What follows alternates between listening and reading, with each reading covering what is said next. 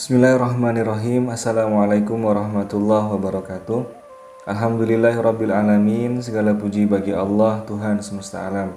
Sholawat dan salam atas baginda Muhammad Rasulullah Shallallahu alaihi wasallam, keluarga dan para sahabatnya.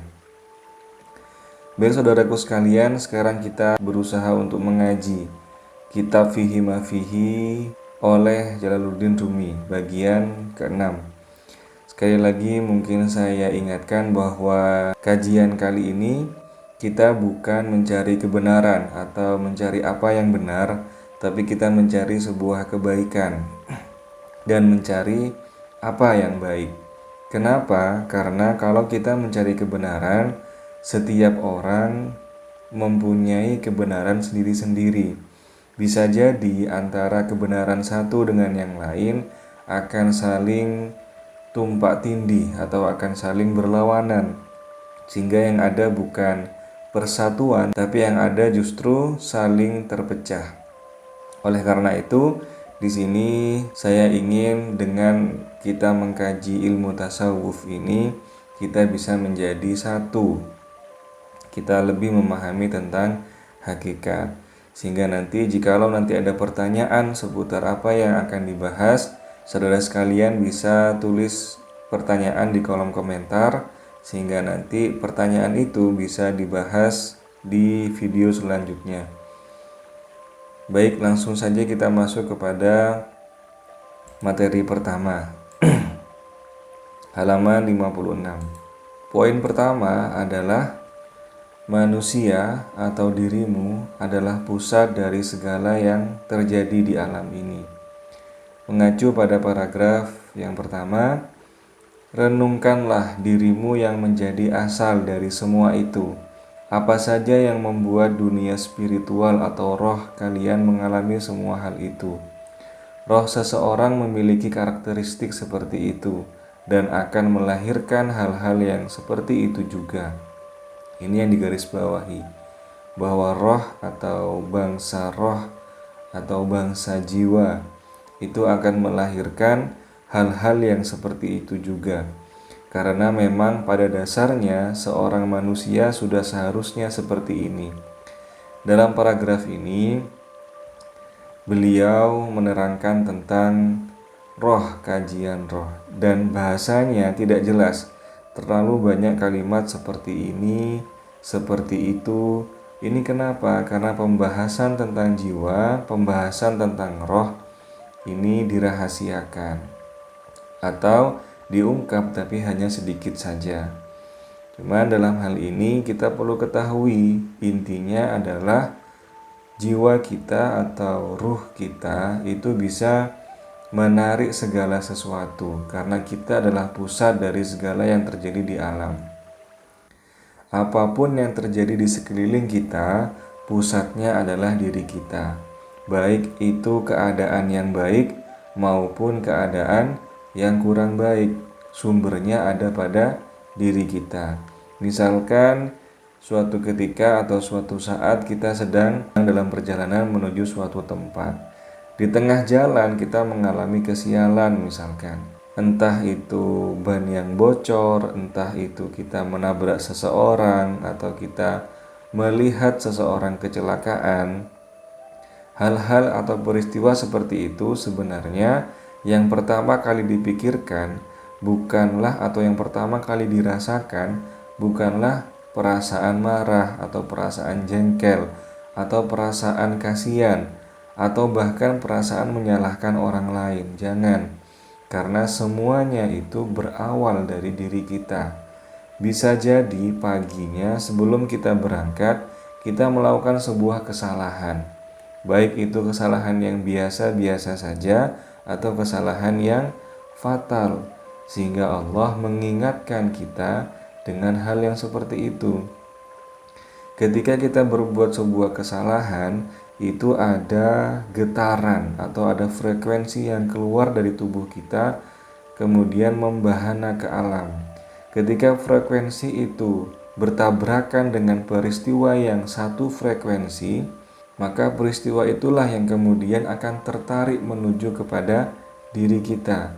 Kalau misalkan pagi harinya kita berbuat sebuah kesalahan, misalkan kita mencaci maki seseorang, misalkan kita pagi harinya menyakiti hati seseorang, atau kita tidak sopan atau kurang hormat dengan makhluk ciptaan Allah yang lain, maka ada frekuensi negatif yang keluar dari tubuh kita.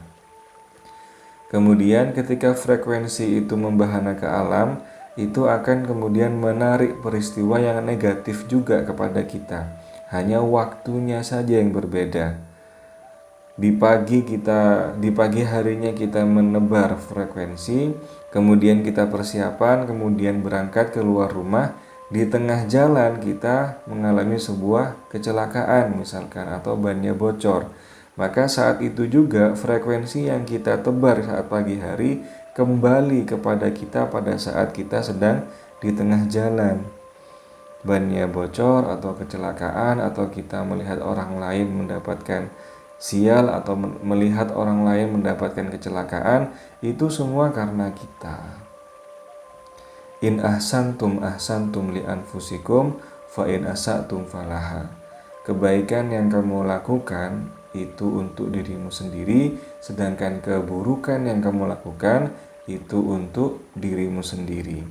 Maka ketika kita mengalami sebuah yang tidak nyaman, kita yang pertama kali difikirkan adalah apa yang sudah saya lakukan tadi, atau apa yang sudah saya lakukan kemarin atau beberapa minggu yang lalu. Karena sebenarnya ketidaknyamanan itu kita sendirilah yang menariknya. Oleh karena itu, anjuran dari sang Nabi adalah kita memperbanyak istighfar. Karena istighfar itu adalah kekuatan yang bisa memutus mata rantai dari frekuensi yang kita tebar. Misalkan paginya kita menebar frekuensi negatif, karena kita istighfar dengan ikhlas dan Allah menerima istighfar kita, maka Allah bisa saja menstop atau menghentikan frekuensi itu agar tidak kembali kepada kita. Karena Dia Maha Penyayang, Maha Pengasih, dan Maha segalanya. Maka kesimpulannya adalah segala sesuatu yang terjadi pada alam ini pusatnya ada pada diri kita.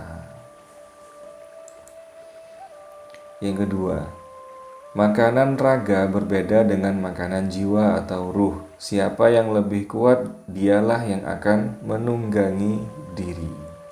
Ini berdasarkan di paragraf kedua, siang malam kamu beri makanan tubuhmu. Sekarang tubuhmu seperti seekor kuda dan dunia yang rendah ini menjadi kandangnya. Ini juga ada di atasnya. Sebenarnya jiwa kalian itu memiliki makanan yang lain di samping makanan materi berupa tidur dan makan.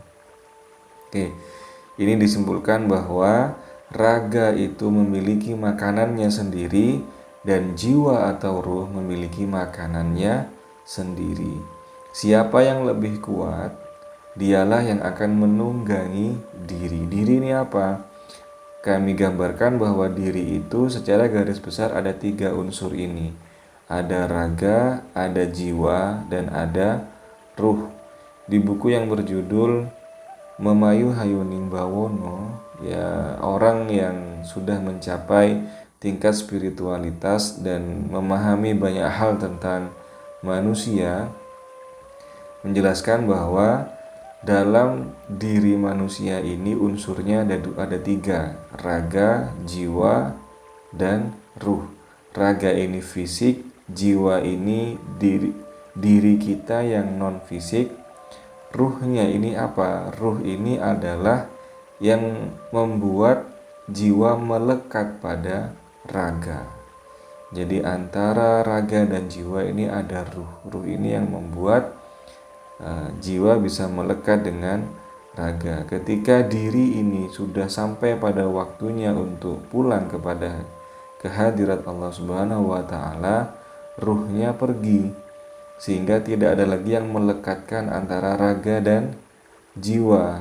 Akhirnya raga dikembalikan kepada unsurnya, yakni tanah, atau dikubur pada tanah.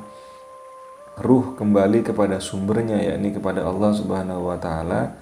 Jiwanya ini kemudian ke tempat karantina atau di alam kubur. Jiwa inilah kemudian yang nanti akan dimintai pertanggungjawaban jiwa ini. Nah, jadi raga punya makanannya sendiri, jiwa punya makanannya sendiri. Makanan raga adalah disebutkan dalam buku ini, yakni tidur dan makan. Ketika raga manusia tidur dan raga manusia makan makanan fisik ya, nasi, lauk pauk, buah, hewan, dan lain sebagainya, itu akan menguatkan yang namanya raga. Raga akan bisa menjadi lebih kuat. Sebaliknya, makanan jiwa itu apa? Makanan jiwa adalah kebalikannya tidur dan makan, yakni terjaga dan tidak makan, atau puasa. Termasuk juga pemahaman agama, itu juga makanan jiwa. Berkebalikan, ketika raganya sering diberi makan, maka jiwanya akan kurus. Ketika jiwanya sering diberi makan, maka raganya yang akan kurus. Demikian. Jadi makanan jiwa itu adalah terjaga atau tidak tidur dan tidak makan.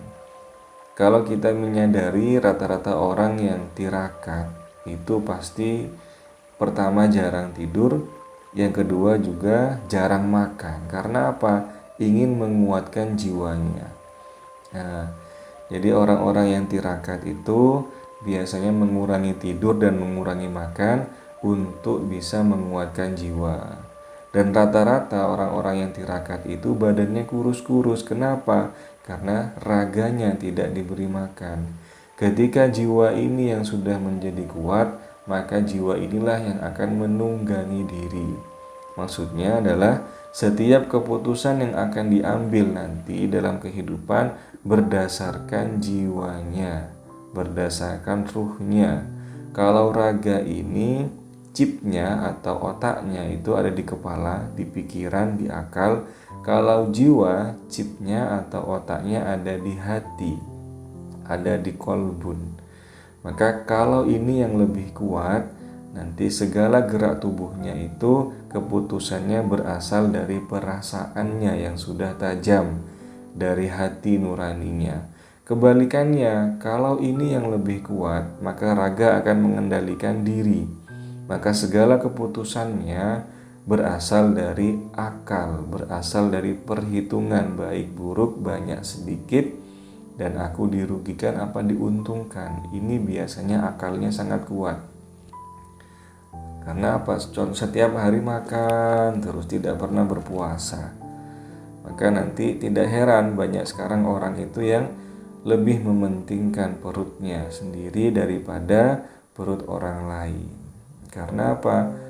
Raganya terlalu sering diberi makan, hawa nafsunya terlalu sering diberi makan, sehingga ininya yang kuat, ininya melemah. Aku bermalam di sisi Tuhanku, dan Dia memberiku makanan dan minuman. Aku bermalam di sisi Tuhanku, Ia memberiku makanan dan minuman. Maksudnya ini sabda Nabi ya. Kanjeng Nabi bersabda demikian. Maksudnya bermalam ini jangan dibayangkan beliau istirahat atau tidur di samping Tuhan. Tidak. Maksudnya adalah beliau menghabiskan malam di sisi Tuhannya. Beliau menghabiskan malam di sisi Tuhannya. Dan Dia memberiku makanan dan minuman. Ini juga jangan dibayangkan Allah kemudian menyuguhkan makanan lezat dan minuman yang nikmat kepada kanjeng Nabi. Bukan. Maksudnya adalah Tuhan itu tidak tidur, tidak makan, dan tidak minum. Ketika kanjeng Nabi bermalam bersama Dia, maka Allah memenuhi segala nutrisi atau segala kebutuhan raga dan kebutuhan jiwanya kanjeng Nabi, walau tanpa makan secara syariat dan minum secara syariat. Ini maksudnya adalah bahwa Allah memenuhi semuanya kebutuhan dirinya kanjeng Nabi. Seperti itu. Jadi karena beliau adalah Habibullah, manusia yang dicintai oleh Allah, maka beliau disambut baik pada makom-makom yang sangat tinggi oleh Allah Subhanahu wa Ta'ala. Dan kita adalah umatnya, manusia yang sangat dekat dengan Sang Pencipta. Maka kita patut bersyukur. Alhamdulillah Rabbil Alamin.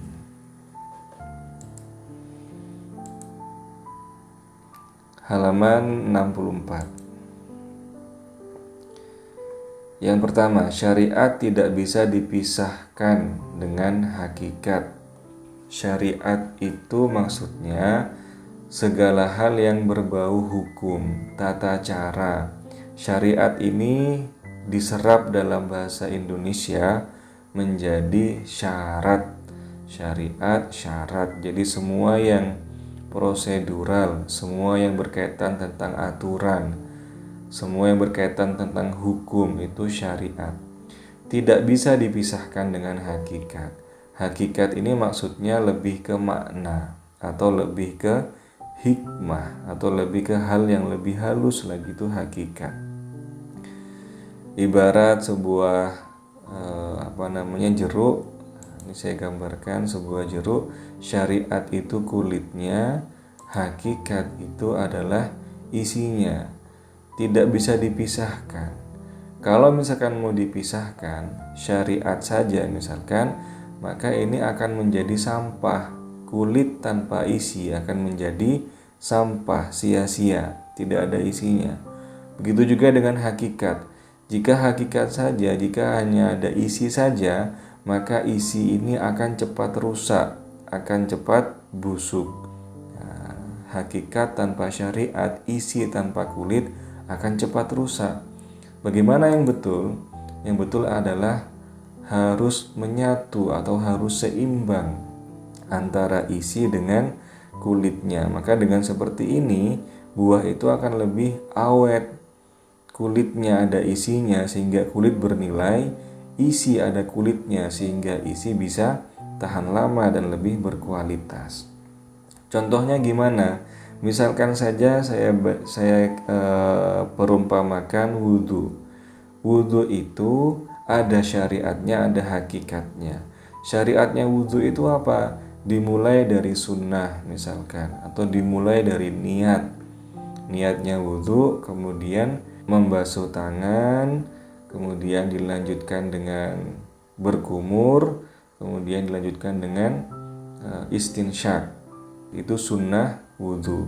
Setelah sunnah wudhu dilaksanakan, dilanjutkan dengan mengusap wajah, mengusap tangan sampai siku, dan seterusnya. Terakhir ditutup dengan kata tertib. Artinya semua urutannya harus sesuai dengan aturan. Itu namanya syariat. Itu hukum. Syariat itu hukum. Aturan harus teratur. Kita butuh itu. Setiap syariat, setiap itu kulitnya harus ada isinya. Isinya apa? Yakni makna dari setiap syariat yang dilakukan. Misalkan ketika wajib yang pertama, yakni membasuh wajah. Itu hakikatnya adalah apa? Dengan air yang mengusap mata, dengan air yang mengusap mulut, dengan air yang mengusap wajah, itu maknanya adalah permohonan kepada Allah Subhanahu wa Ta'ala, semoga air yang membasahi mata ini menjadi wasilah dosa-dosa yang ada di mata ikut luntur bersamaan air yang turun ke tanah.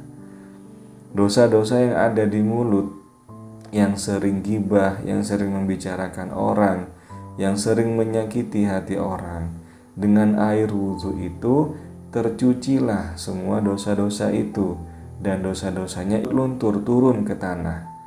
Begitu hakikatnya. Jadi hakikat itu mengiringi syariat. Syariatnya membasuh wajah full sampai bawah dagu, terus jangan sampai ada yang kering. Misalkan membasuh wajah gini saja, yang bagian kiri tidak basah, nah itu tidak sah wudhunya, harus full. Itu syariatnya. Hakikatnya apa? Mata, dosa-dosa di mata dan dosa-dosa di mulut semua ikut luntur. Itu hakikatnya.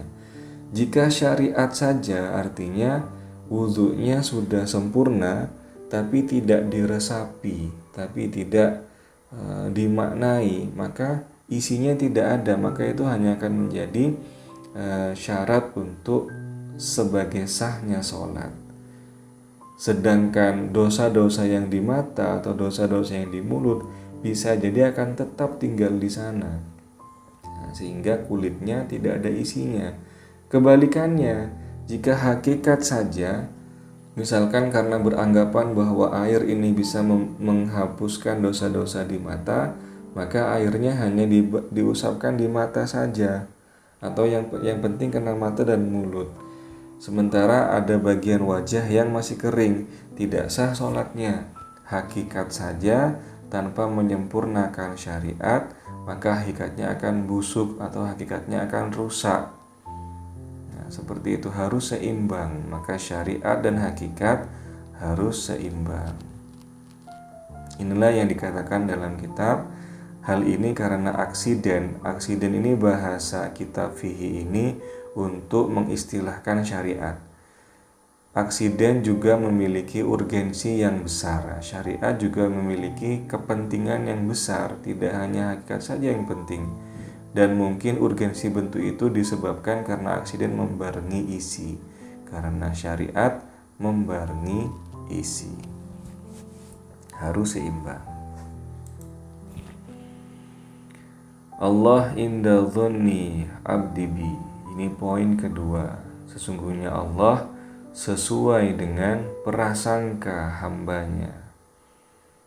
Sesuai dengan paragraf kedua, 2 rakaat sholat itu lebih baik dari dunia dan seisinya, tidak selalu cocok untuk semua orang.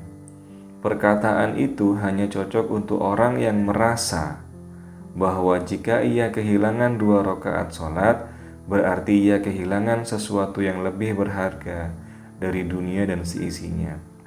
Kalimat ini seirama dengan kalimat innamal a'malu binniyat. Jadi Allah itu sesuai dengan prasangka hambanya. Jika hambanya memprasangkakan A, maka Allah akan menghadirkan A pada orang itu.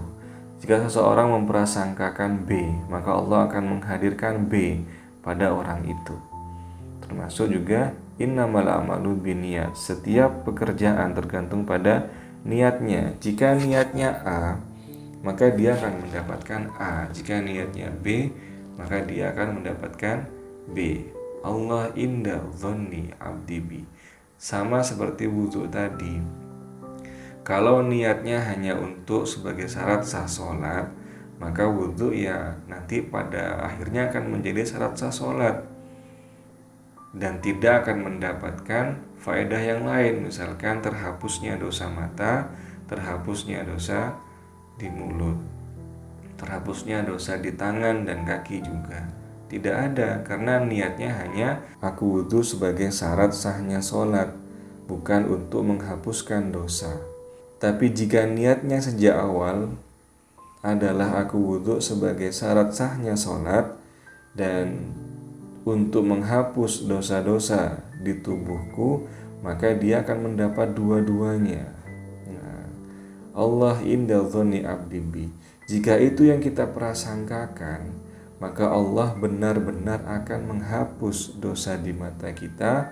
Allah akan benar-benar menghapus dosa di mulut kita, karena itu yang kita prasangkakan. Maka Allah inda dhonni abdi bi. Allah sesuai dengan prasangka hambanya. Maka hati-hati. Misalkan kita masuk ke dalam masjid, ilmunya adalah kalau kita masuk ke masjid, niatkan nawaitu i'tikafa fi hadzal masjid lillahi ta'ala. Saya niat i'tikaf atau berdiam diri di dalam masjid ini karena Allah Ta'ala. Maka setiap detik kita ada di sana akan dinilai ibadah kepada Allah. Tapi ketika tidak diniati seperti itu, selama apapun kita di masjid, ya kita tidak dapat pahala itikaf. Mungkin pahala kita adalah ketika kita sholat, ketika zikir, ketika ngaji, itu saja. Tapi kalau diniati dengan niat iktikaf, maka nanti insya Allah akan mendapatkan pahala iktikaf. Karena Allah inda dhanni abdi bi. Seperti halnya sesuatu tidak akan tampak tanpa adanya inti, demikian juga sesuatu tidak akan tampak tanpa adanya kulit. Ini yang dikatakan oleh Jalaluddin Rumi, bahwa kulit dan isi harus seimbang. Baik, terima kasih banyak. Semoga ada manfaatnya dan semoga tayangan ini bisa menambah kemesraan kita kepada Allah dan kekasihnya. Saya akhiri. Wassalamualaikum warahmatullahi wabarakatuh.